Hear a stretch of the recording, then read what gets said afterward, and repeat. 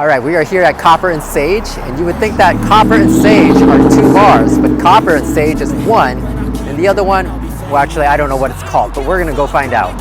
Before we go, make sure you hit that like button, hit subscribe so you get more of my content in the future. Yo VIPs, what most people don't know is that this used to be a sports bar but now has transformed into a more elevated restaurant and bar. But the food is above what a normal sports bar would be. Right here we are looking at the Fritto Misto, highly seasoned in tempura fried calamari, along with bay scallops, shrimp, and zucchini. The bar also serves a variety of handcrafted cocktails. Almost tastes like soda a little bit. Wow. And yes, bacon wrap dates also on the menu, and definitely worth getting. And it feels very hearty.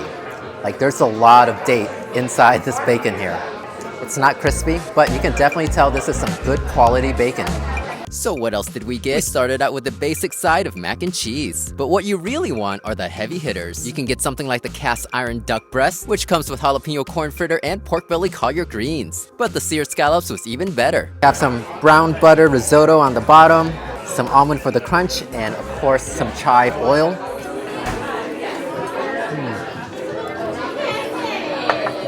You'll definitely notice that the scallops were salty, but it balances out with the risotto and the sweet potato puree. I can definitely marvel at the beauty of this thing and look at it all day. That and I'm such a sucker for scallops. For a neighborhood bar, you would never expect to have such good looking food, or even something like duck being served. But if I had to get one thing here, I would definitely get the pork belly tacos. For me, pork belly tacos can be a hit or miss, but these tacos definitely hit. One of the best items in the house. We have the pork belly tacos here.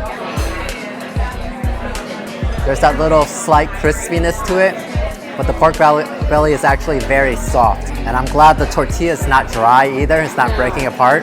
It just holds together very well. If you walk across the patio, you'll find yourself at the second part of Copper and Sage, called the Blue Slave Bar. Over here, the bar is even more elevated. Lots of dim lights and chandeliers accented by a lit-up bar counter. In this part of the establishment, it's all about the lighting. Not only that, you can spot a secret room behind the bookshelf. Normally, you wouldn't know the room was there, but it's available for private dinners and parties, and it's all about the lighting as well. The bars in Phoenix these days are all about the secret fancy rooms. It's all about the experience. The cocktail menu here is different from the one at Copper and Sage. And you cannot order between the two, so you better come check out both places. When you're in a place like this, it's all about handcrafted cocktails. Creative and high quality and not your typical vodka Red Bull. My favorite here is the clear espresso martini, but this time I opted for the mezcal. And a cocktail with even more color and a crazy name. Alright, one of the prettier drinks here, the Sea Between the Lands. Yeah, it definitely does taste like there's ginger in here. I would say this is a nice place.